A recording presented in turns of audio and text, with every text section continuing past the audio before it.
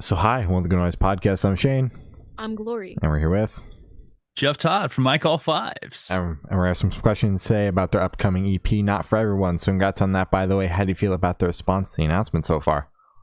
It's been awesome. I'm very excited about it. Everyone's stoked. I've been getting messages from people I haven't heard from in 10 years saying how stoked they are on it, and it's a really good feeling.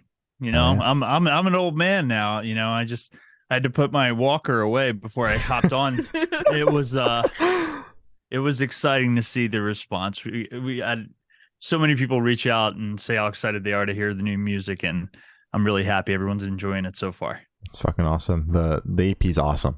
Oh my god, it rocks. Yeah. Thank you. I appreciate that. Hell Blood, yeah. sweat, and tears, and a pandemic led to that. Of course. So is there any meaning behind the EP title or cover art? So I can go on the title because it's based on how I feel like we've always been like presented. I guess I don't know. How can I sound clever and artistic? Well, what I was really thinking when I wrote that was no. It's just I've always had this like perspective, like when I'm having conversations about like how our career went as musicians when we were touring around the world and playing all this fucking music, and it was awesome. And it's so funny because it's really having conversations with people. I'm not for everyone. Neither is the band, and it's really just getting over that hump of trying to be what people wanted. And then that's why I love this fucking EP, because I don't give a shit what people said. And we just wrote fucking songs this time. And we weren't trying to appeal to a genre or a group of people. We were just ourselves, and we made some fucking music. And it might not be for everyone, but I hope it's for you. Hell yeah. That's a great way to that's sell it. So obviously you said in the beginning that, a pandemic caused this, but there was more than a pandemic in the time between everything, with the rollout. So was the pandemic kind of like what got you guys back together and to start writing again? I think the pandemic was the catalyst for us having conversations about playing again. It definitely was. I never stopped writing music. As a band collectively, we really decided to go on hiatus in 2013. And then I got a call. It's like, hey, you guys want to go to Australia and play with fucking Green Day and Jimmy Eat World? And I was like, yeah, I'll go do that. Duh. Why not? and you can't really not say no to that. I don't know. Yeah. But it was a wonderful experience, and it was kind of like a last hurrah for us. We were all getting old, and it wasn't, and that's why, like I sort of alluded to earlier, it really wasn't as fun as it was when we first started touring. Like when it was just us, packing into a van and a trailer and driving around the United States and even going overseas, which was still, one of the greatest experiences of my life. Towards the end, I felt like I was really, I don't know, I was trying too hard to enjoy it. And it just got to the point where I was like, we need to take a break. We need to chill. And that break, was 6 or 7 years. Yeah.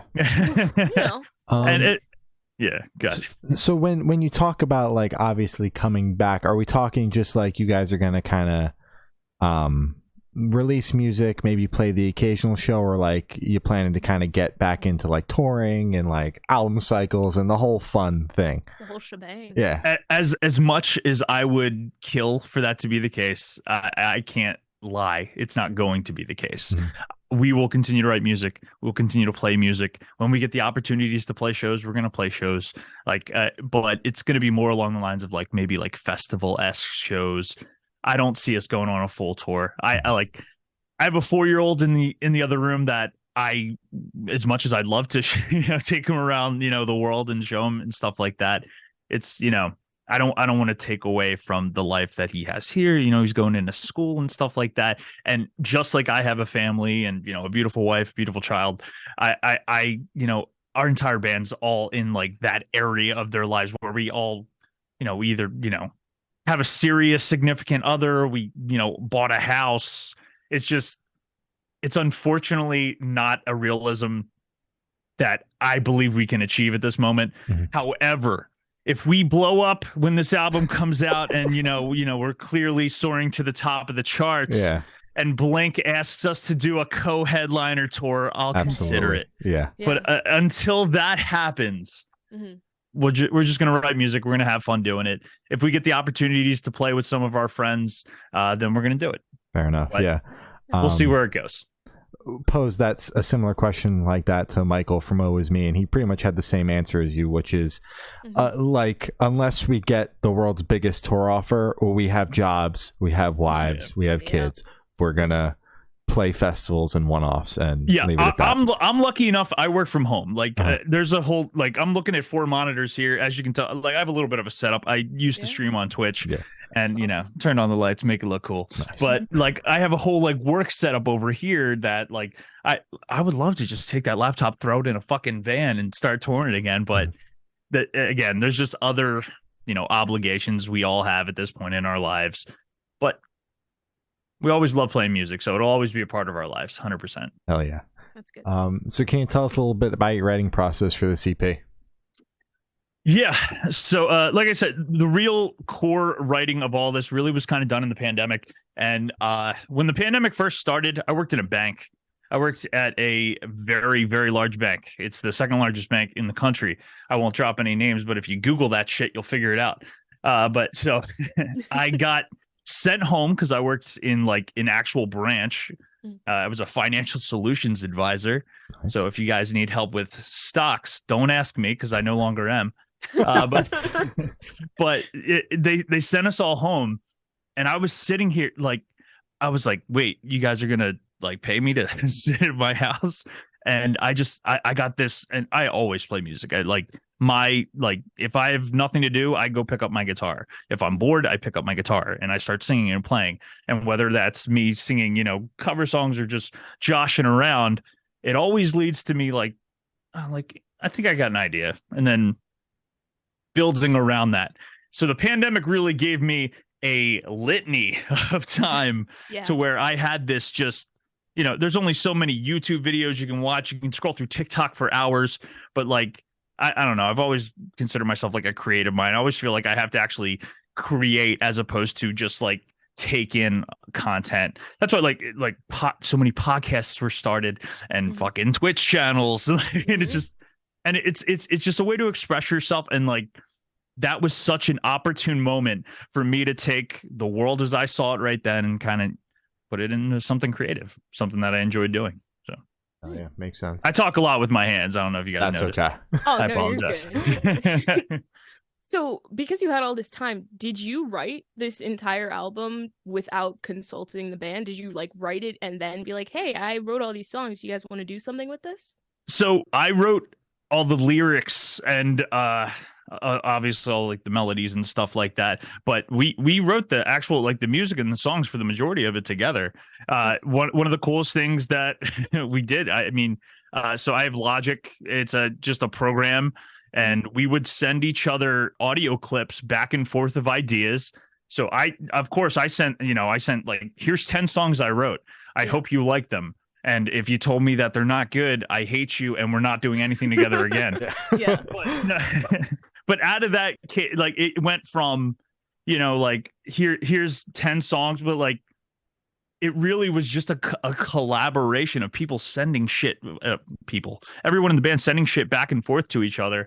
And it was really cool because when you put that, again, it's, it's artistic and it's an expression of yourself, but when you put that under like heavy criticism and shit, it makes you better. So what started out as, honestly, we probably had like 20 songs, like 20 songs that were like loosely, like it was good. They all had parts and shit like that, but we critiqued the shit out of each other. We added parts, we took shit out. And actually, one of the coolest things when we were actually started recording this EP, we're really good friends with the guys in the Wonder Years. And the gentleman who mixed, produced, and did all this shit for us was Casey, the guitar player from the Wonder Years. Oh. And he actually, we sent him the songs, and he's like, dude, he's like, this shit's good, man. This is really good. And then he sent me a list of about 1,000 things that we could change. Oh, damn. No. He just, Casey's like the nicest guy in the world, but he's fucking super intelligent, and he's got like a background in like music theory and shit, and he made suggestions. Some of it we took, and it was awesome, and it 1000% made the songs better and more powerful. And then, you know, some of the stuff we're like, I fucking like that part. I'm sorry, we're keeping it. Fair enough. But it was a really cool experience. But writing this was so different than anything we've ever done in the past. But I like it because, like I said, it was more heavily criticized by ourselves, and it meant more to us. I can't speak for them. Yeah. It meant more to me 1000%, especially because the lyrical content. So I wrote all the lyrics, obviously, but the lyrics mean more to me, like on a personal basis, than like our full length lyrics, which when we did the full length, we locked ourselves in our then guitar player's house at the time in the basement. And we sat down there and we were all throwing out shit. And it was such a collective and schmammered together. And although I love those songs, in terms of meaning to me personally, you know, like I'm like, yeah, I wrote that part. That's cool. It's catchy. That part is cool. But like these songs as a collective, you know, they hold a deeper meaning for me personally. That's awesome. Yeah. So speaking of lyrics, I want you to tell us your favorite lyric off this EP and what it means to you. Ah, man, that's tough. It really is. But so. The song that we released as the single "Honest and Only" is very personal. I don't know if you guys actually watched the music video for it, but it's a song about my wife. My wife has a very serious like health condition, to where when we first got married in a relationship, it like weighed on me heavily. And it was something that like I was worrying about that more than appreciating the actual time we were spending together. Not that I was actually doing that, but that was in the back of my mind. And it's tough, man. Like to think about the person that like you want to spend the rest of your life with has this fucking horrible thing that's just in their lives. And then again, that's why these songs mean so fucking much to me, because they have such a, you know, close connection and, you know, who I am as a person, but also, you know, but anyways, not to make anyone sad, but every lyric in that song really means a lot to me, because the whole point of it, like I've been having a dream that I cannot forget, a moment that I can't regret because it hasn't happened yet, is the first lyrics of the song. I was worried about that shit in the past, and I let it, you know, affect my mood, which was shitty, because I'm a very like outgoing human being. I'm usually very happy over fucking nothing. It's annoying to people who know me, but like I'm always like trying to have fun, have a good time, all while being introverted. So it's kind of weird. Because I never want to fucking go anywhere anymore. But dude, the pandemic changed me as a human being so much. It really did. Now I never want to leave my house. I work from here. I play games here. Exactly. I play music here. Everything you need is there. It's awesome. Exactly. Why should I leave? Exactly. No, but anyways, the whole point to all that, it's nice for me to put that feeling into lyrics, because it really, you know, it was really cool because I got to show my wife like exactly what I'm thinking in a way that she can sing to in her car when she goes to work.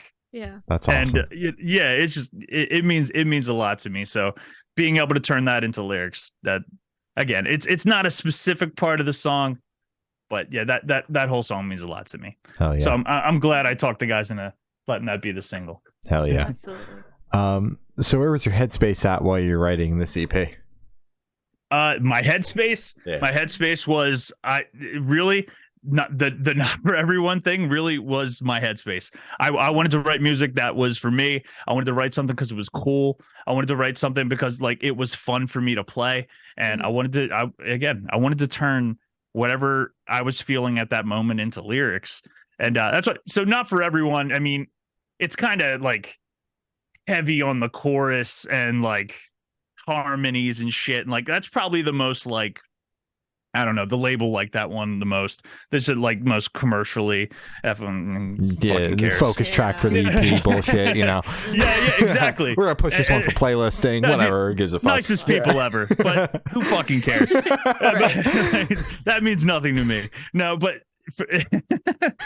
man, I'll probably pay for that one later. But no, we love smart punk here. It's all right. Yeah. All my fucking marketing just went out the window.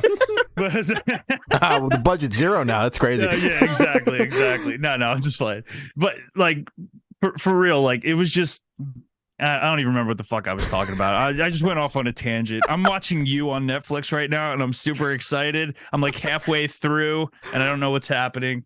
I'm excited. I'm sorry. I go off on tangents. I need to start that show. We were talking about Headspace, and then you got into Headspace. Yeah. Then you just went off. Dude, I'm telling you, I think it's from like doing the Twitch things for while I'm playing video games, because I'm like, I'm obviously I'm concentrating on the like games and that I'm playing and stuff like that, but I'm having 7 conversations at the same time. Mm-hmm. Yeah. I got multiple monitors with crazy shit going on. I've just gotten to this mode now to where I can just ramble about anything for extended periods of time, and then half the time, like I get like 75% of the way like through my thought, and then I'm like, I have no fucking clue what I'm talking about. Yeah. And you're kind of like in Twitch mode right now. You know, you're set up in the spot, and you're just you're just ready to go. 7 different conversations. Same I'm not time. gonna lie, I haven't streamed it over. It's been well, let's see, it was like middle of December, so it's been over 2 months now. Mm-hmm. And you know, I'm about to turn on my fucking gaming PC and just go to town right now. Fuck yeah. Like people are gonna be like, "Oh shit, Jeff's back." I'm gonna be like, "Listen, motherfuckers." Sorry, I have bad language. I apologize. That's okay. Oh no, you're good. All right, rock and roll. Next question. I'm sorry. Nothing else to say on Headspace. Nothing else to say. No, not for the Headspace. The Headspace. It was really like it. I wanted to write music again. This was bringing it back to writing shit that could, you know, be an I Call 5 song as opposed to a singer-songwriter kind of vibe, which is what I really kind of fell into after like leaving the band, because it's just me and an acoustic. So I got really into just, you know, like ballady, slow acoustic songs and stuff like that. So it was nice that, like I said, all the stuff fell under very heavy criticism because we're harder on each other. It makes the songs better. Mm-hmm. So it was really, the Headspace was getting back into, this is for a full band, but I still get to write all the lyrics. So yeah, which is cool. Hell yeah. But yeah. Was there at all any anxiety while approaching writing this project? Because you said you're writing this for yourself this time. You're not really targeting anyone. You're not writing this for the fans. You're writing this just for you and the band. Were you hesitant at all to put any of these tracks out? Not for 1 second. Yeah. And it's gonna sound hopefully interesting, but but when we were writing these songs, the first thing I said is like, I don't want to hear any fucking, like, not for 1 second. Oh, that you know, like maybe try this. It'll say, you know, like it sound a little like Newfound Glory or like Blink or something like that, because that was something I heard while we were recording the full length to try different shit that I despised. And it like sits in my skull, and I think about it all the time, and I'm like, damn, like you have to and like, this is just a message to anyone who ever listens to this and wants to be in a band: be your fucking self. Anyways, bro got the stream deck out. Dude, I got some crazy shit on here. Anyways, yeah, no, I got a ton of fucking effects and crazy shit. Like when I kill someone in a Call of Duty, a fucking fire blows up back here. It's pretty nuts. That's awesome. Oh my god, that was a lie. Anyways, damn it, you got me excited. You're so fucking gullible, Glory. Oh my god, I mean, I don't know. The lights do crazy shit, but no fucking fire. I'm not. You ever see that video? The kid, he gets a kill and like fucking like a flamethrower goes off back here. Yeah. Oh my god, I wish I had that. Anyways, back to what I forgot I was talking about. What was I talking? I'm sorry. I'm all over the place today. Okay. I apologize. Okay. We could just pick up with the next question, man. All right, rock and roll. Let's do it. So how do you recommend your fans to listen to this EP for the first time? Should they play in the car with friends, stuck with headphones on? Should they blast at a party, work out to it? What do you personally recommend? So there's only 5 songs on this EP, and we settled on 5. Like there could have very well been 20, but we settled on 5 songs because this was 5 songs that everyone in the band undoubtedly listened to and loved. Mm-hmm. It has that anthem-y, you know, like big chorus song, and not for everyone. Mm-hmm. I think "Still Life," which is the second song on the album, which Smart Punk also really loved, was, I think that's probably what should have been the single, like in terms of like catchiness and stuff like that. Mm-hmm. But I really feel like anybody can it has so many different diverse situations. But yeah, the first 4 songs, pump that shit up in your car, put the windows down and drive. If it happens to be raining, you put the windows up and it's acceptable. But like, it's like, yeah, like it's like fucking pop punk, and it's like and when I listened back to it, I was like, yeah, we should have released this in 2014. Like this would have been fucking sick, and we would have been better. We would have been well off in terms of like putting that out. But like outside of Honest and Only, which is the song we pushed this thing on again because it has such personal like meaning to me, I fucking when we collectively wrote that acoustic song, the 5th song, it's fucking, I don't know, it's fucking, I love it. Casey, from the what we're recording, I was like, yo, dude, you got the strings, I need you to pull them, I need you to find a fucking cello player and put that shit over the second verse and the bridge. And he's like, let me see what I can do. You know, he turns around, looks at his phone, he's like, I got someone worked on some kind of, you know, New York Philharmonic Orchestra. She gets paid like, you know, $4 million a year, but she's a friend. I'll put in the good word. Oh my God. And so he, and forgive me because the name eludes me, but he sent off our song, and I was, you know, waiting to hear back, hoping that she would take the time to listen to it, let alone play on it. And she's like, oh my God, I love this. She's like, give me a week and let me see what I can do. And she sent back, and I was like, I fucking love it. Don't change the thing, master it, and put it on the fucking EP. And that's what we did. And that's like, so as much as the first 4 songs are like, fuck yeah, pop punk, let's circle pit. I think people will thoroughly enjoy the 5th song as a chill acoustic. I don't know if you guys ever listen to the Someone That's Not You EP. It's older. It's so before when we signed to Pure Noise Records, when we were coming from No Sleep, we had like a transition EP in going to Pure Noise, and it was called Someone That's Not You. And it has 3 originals, a cover. That's actually where the How's It Gonna Be by Third Eye Blind cover comes from. Okay. And then another acoustic song called Lakeview. And it's just funny because the only fucking song anyone remembers from that EP is the acoustic song. I feel like pop punk just has that. Like, if you have an album, you have to have that slow song that's last, or a hidden track slow song. Yeah, as much as I despise it most of the time, it's just a pop punk staple. You have to. Yeah. You have to. Yeah. But I thoroughly enjoyed this last one. And you know what really got me into that? Like, I feel like everyone did it, but if you guys have ever heard Hit the Lights, they have an EP called This Is a Stick Up, Don't Make It a Murder. And at the end of it, they have like, you know, like a fucking song, then 6 minutes of silence, and then another song that's fucking, the lyrics are horrible about, you know, like fucking tying people up and doing horrible fucking shit, but it's so goddamn catchy. I was like, damn, man, I want a fucking awesome, catchy fucking acoustic song with cello coming in at the end of a song, and we fucking did it, and I love it. Yeah, I hope everyone in the world loves it, but if they don't, fuck them. I love that song. Absolutely. Hell yeah. So, as you mentioned, you do have a lot of crazy shit on this EP. And as you said before, you don't like when people like run your writing, say, hey, maybe we should make it sound a little bit like Newfound Glory, a little bit like this, a little bit like that. So would you not like it if someone listened to this and said, oh, this sounds exactly like state champs. This sounds exactly like Newfound Glory. Is that something that you don't want to happen?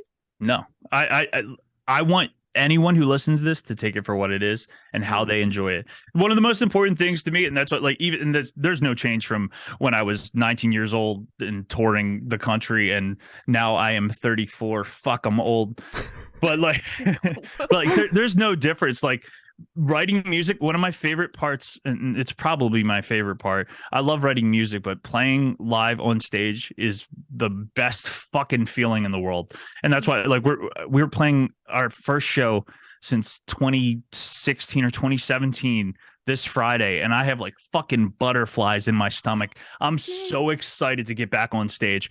But like, I can't tell you, like, where I've gotten on a stage and there's kids that are like screaming at the top of their fucking lungs about elevators while they're like, you know, stage diving and shit like that. And that song may mean so much more to this person than this person or them to me or anything like that. The important thing is that you found something that you like about it. It fucking makes you happy. And that's so important to me, because like, I really genuinely, I'm just a fucking, I want everyone to be happy. I want everyone to have a good time. So if someone listens to my music and says, oh dude, that sounds just like fucking State Champs. Do you like State Champs? Fucking great. I hope you fucking love it. The same thing, like, I will never judge anyone for saying my music sounds like somebody else's. And like, that's, half the time it's fucking true. Like, we play pop punk. This is the most fucking generic goddamn genre. Excuse my language. Genre ever. Like, man, I'm really ranting over here. I know my wife's in the other room. Like, what the fuck is he yelling What's about? happening on that podcast? Doing over there? Doesn't sound like a Twitch stream. Yeah, no. That's somehow worse. Put the earplugs in the kid. Exactly. That's no. He's when I stream. So like, I have sound. I don't know. Yeah, you can kind of see it up here. Yeah. I have like soundproofing like all throughout this room, but you can hear right through that door. I usually have like a thing I put over the door, but he doesn't have bedtime for another half hour. He's okay. So this question should be super, super quick. Off the top of your head, I want you to describe this EP for new listeners in 3 words, no more, no less. Damn it, dude. There you go. 3 words. Actually, do you want to lock that in? 3 words. Man, I keep coming with 4 or 5 words. Damn. We'll hyphenate if we have to. Yeah. No, there's no hyphenating these words. I'm like syndrilical, appreciative. Damn. I'm just This thinking bro's of long describing words because cars I'm an over here. idiot. No, but like, I don't know. Damn it. Let's have fun. All right. Oh, there you go. That's perfect. Take it. Perfect. All right. That'll work. So is there certain God damn it, Bobby.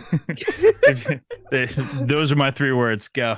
There, we're locking that one in. Perfect. Oh my God. If someone looks at a review of this and it says, God damn it, Bobby, and they don't listen, fuck them. I'm Absolutely. sorry. Continue.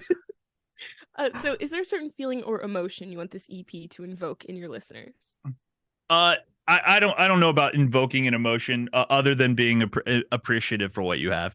Mm-hmm. Again, the whole, when I was writing these lyrics, one of the thing was about everything around me that I love, and like all positivity, all fucking positivity. And I kind of mentioned this when I was writing the songs, like to the other guys in the band. I was like, I feel like there was a lot of angsty songs we wrote in the past. Like, even like our most popular song is Elevator Music, and it was really just, it was all like angsty, like almost immature shit in terms of like the lyrics. Like that was about a romantic relationship that went to shit, and the person, you know, was not the greatest person. And like, I previously would have described that person as Satan, but now I've grown as an individual, and you know, they just, you know, that shit didn't work out. Exactly. Like, Wow, that's personal growth. Yeah. Yeah, I know, right? Fucking only took 12 years. No, but it really, it's just, you know, it's this, I was all about positivity. It really, I just wanted to write about good shit, things about me growing as a person and just being better. Hell yeah. I love that. So what is your favorite memory that you made while creating this EP? Oh, that's tough. We did a lot of cool shit. It was really nice because after the pandemic, it was weird just getting back together, getting everyone in one room. It was really interesting. But honestly, it's probably just being in the studio. I love music, so being able to sit with like an awesome musician like Casey, and honestly, just even the other dudes, having all of that equipment at your disposal to just fuck around and put like 12-part harmonies on like an unnecessary part of the song just because it sounds so cool, or layering in different instruments and shit like that like no one will ever fucking notice, but it's cool because like I'll be listening to the EP, I'll like remember, yeah, there you go, we played fucking spoons on that. You didn't like, it's just like stupid little shit you can add that, you know, it's cool. You know, I love being in the studio environment. That's something I actually even wanted to consider doing when we stopped playing around, like just getting into like mixing and mastering and shit like that. But turns out you need a lot of patience. Yeah. Not my strong suit. Fair enough. Yeah. It sounds like your studio experience was like kids in a candy store. It sounds like you guys were just having a great time every day. We went in. Sorry, I'm choking on water. If I die, my address is. Oh my god! Deep breath. It's okay. It's okay. It's all right. We're when I here for start you. crying, you can clip this and be like, emotional EP written by. Gone We'll wrong. We'll put it in the title. No, but so it was a lot of fun. It really was like a kids in the candy store kind of thing. We've been in very, very beautiful studios. It's really, I'm like, got a tear going down here. Gone wrong gets emotional. Yeah, right. No, but like being in a studio is really, it's just such a cool thing for a musician, because you get to see not only like what you're actually, you know, recording in the music and like how it's done, but you get to just add in layers and layers of shit that make you sound so much fucking better than you are. Which is really cool. It's an art in itself. Mm-hmm. The whole recording process, which is really, really cool. Hell yeah. Awesome. Yeah, I'm done choking now, so you guys can. That's good. I'm glad you could breathe now. Ask away. I'm gonna take another. Let's see if I can make this. I hope work. you don't die on this one. Yeah. Good job. Woo! We're good. Let's We're go. good. So for this question, I want you to picture you're on tour. You're at a gas station for a rest stop. You're going in. What is your snack of choice?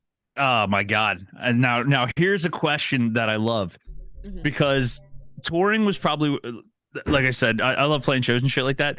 Touring was such a surprise to me for what it turned out to be when I first started touring.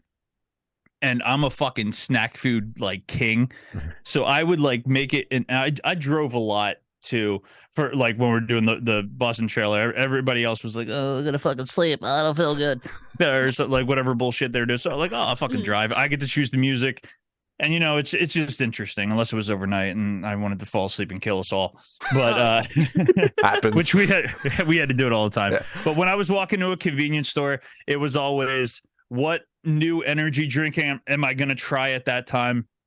I had to get an energy drink, because especially if you're driving, like you'd always, even if you didn't want it, you had it like the backup retainer energy drink. So I would usually go with either probably like a Red Bull, or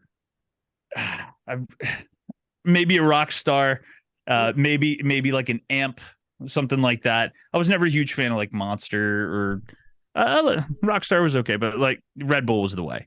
You want to wake the fuck up? Here's a Red Bull. I am not sponsored by Red Bull, but it wakes you the fuck up. So that was first priority. After that, you had to get a sweet, like you got some kind of sugar. I like caramel, like caramel creams, or like cowtails, or whatever the hell you guys have out there. But and then you got to get salty. So sunflower seeds were our go-to. You want to fucking pass the time, not get fucking fat from sitting on your ass and driving 8 hours straight, but also still like somehow being entertained while you eat something. Sunflower seeds. Hold on. That's like a commercial. That was beautiful. Fucking sunflower seeds. Fuck yeah. Wow. I eat these while I work, because I work from home, And like there's also an elliptical here. This is like I never leave this This room. is just Holy your shit, room. you You can just live out of here. This is my room. Yeah, is your bed in there by any chance? Nah, my bed's it's directly above me. But need a ladder to just walk up. I'm telling you, they show those like New York apartments that they're like, oh, I pay $3,000 a month for 200 square feet, and like it's it's a fucking closet. Like that is this room for me. I could do anything and everything in this room. No, but anyways, so back to what I was talking about. So drinks, food. So, you notice how I didn't forget this question because it means something to me. Yeah. You know why? Because it's important. So energy drink, some form of sugar, usually sunflower seeds, but I'd also do like pistachios or like some kind of like peanut or something like that. And then I would get any kind of thing that was like special to that area for when we're touring. Because I'd always like to try new shit that I haven't seen. So I always look for something that I'd never seen before. Usually it's like some kind of weird candy or something like that. But I always tried like different shit. When we went overseas, like I tried, you got to do the things that, those once in a lifetime opportunities things. I would try like in England, like we tried like absinthe and stuff like that. When we were in Australia, I tried Vegemite. Fucking ew. No offense. I have a lot of friends in Australia. I love you guys. You're fucking weird. Like 100%. It's just I doesn't appeal to me. I don't get it. I'm proud of you guys.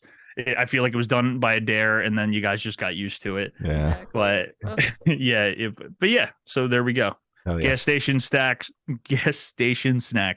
Oh yeah, big dubs. So on the topic of food, if the band was a dish, what dish would the band be and why? Chicken parm, because we're fucking delicious. Fuck yeah. I'm good with the food questions. Keep rifling that shit off. Let's go. We got more. No, I'm just playing good. Man, I sound like the fucking Joker when I laugh. Go ahead. No, you're fine. You're fine. So for the last couple of questions, we're actually going to shift away from music, if that's okay with you. Absolutely. Awesome. So we're actually going to go straight to death row. Boom. So if you're on death row, what would your last meal be with a drink? Well, it'd have to be some kind of steak. Like steak's my favorite food. So I'd have to get just like a nice, probably like a nice like filet mignon. Ooh. and just maybe. I love mashed potatoes. A lot of people say like baked potato. Mashed potatoes are the shit. I love mashed potatoes. All that butter. So, yeah, fucking. Oh my god, drink it with a straw. But yeah, I'm sorry if I turn to the right. My desk is mostly here, so I'm actually, you're building your fantasizing my last meal here. But yeah, so steak, mashed potatoes, like. Oh man, it's your last meal. You really got to go for it all. I'd probably get some lobster tail, some shrimp cocktail. I'm not even a big seafood guy, but lobster and fucking shrimp cocktail are the best. Not? Yeah. And then for my drink, it's my last drink I'm ever gonna drink, so I'm not gonna worry about health or anything. I'd probably just drink Coke. I love Coca-Cola.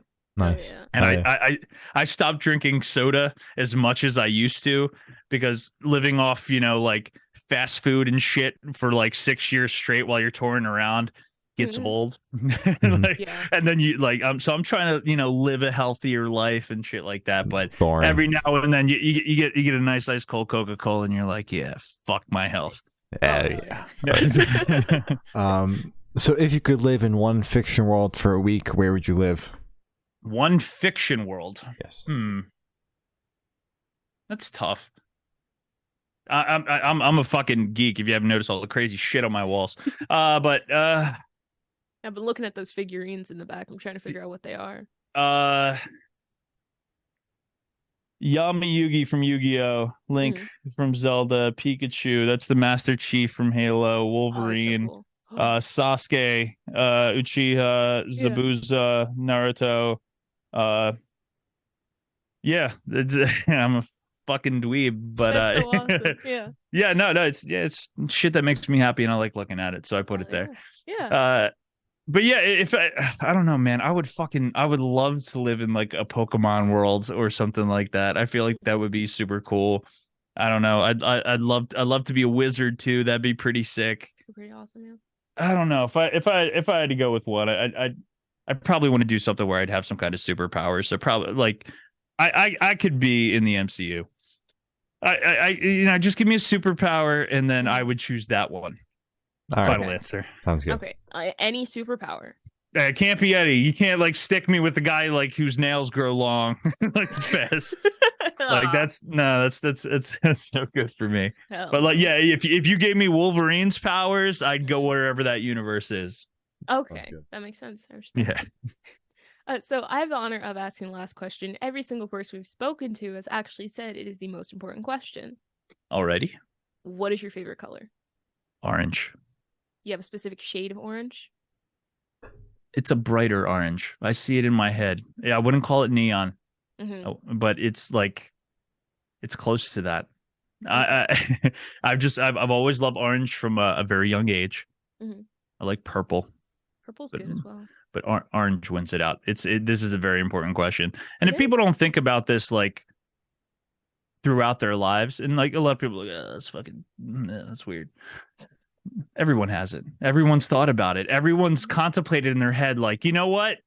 That is my favorite color. Like, like green. When I was younger, it was green because I loved the Green Power Ranger when I was a little kid. Because he was a badass and he beat the shit out of all the other Rangers, and then he was like, you know what? Oh, okay, I'll be a good guy.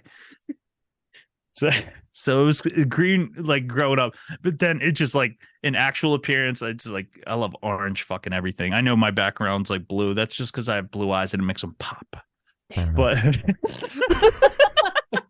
I love saying stupid shit. I'm sorry, but yeah, no, but like for real, like orange is the way. It's my favorite color. Here we got. Oh man, it's all fucking plugged in. I have an RGB keyboard. It's the keyboard's plugged in. Shit. Damn. It's. I went to go like pull like because I was like, oh, this cord's long enough, and it fucking isn't. It was not. That's great. So as Gloria said, that's all the questions you have today. Is there anything that you would like to plug? Anything that I would like to plug? No. Enjoy your fucking life. And no matter what the cost, like I'm at this point, I hope you love my music. I hope you go listen to the EP. I hope that we play somewhere near you and you come see us play live. And that's the only thing I want to plug. Hell yeah. Have a great fucking life. All right. Go. Well, thank you for now. This has been Jeff from I Call Fives, and we have been the Good Noise Podcast.